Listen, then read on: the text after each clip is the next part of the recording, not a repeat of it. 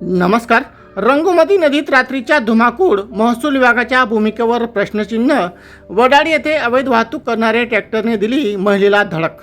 वडाळी गावाजवळील रंगोमती नदी पात्रात रात्रीच्या अंधारात सुरू असलेल्या बेकायदेशीर वाळू उपशामुळे शहादा तालुक्यात एकच खळबळ उडाली होती. याबाबत लोकदर्पणच्या माध्यमातून यावर प्रकाश टाकण्यात आला होता.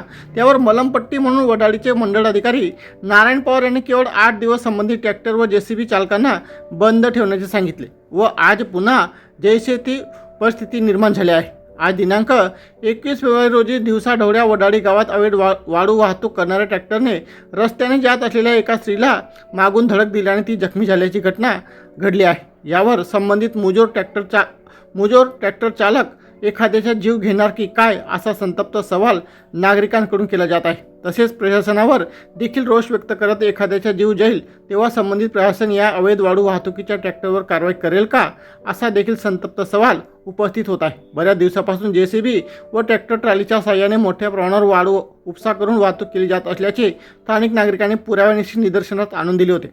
फोटो व्हिडिओ व्हॉट्सअपवर पाठवून महसूल विभागाकडून ठोस कारवाई न झाल्याने प्रशासनाच्या भूमिकेवर संशय व्यक्त होत आहे.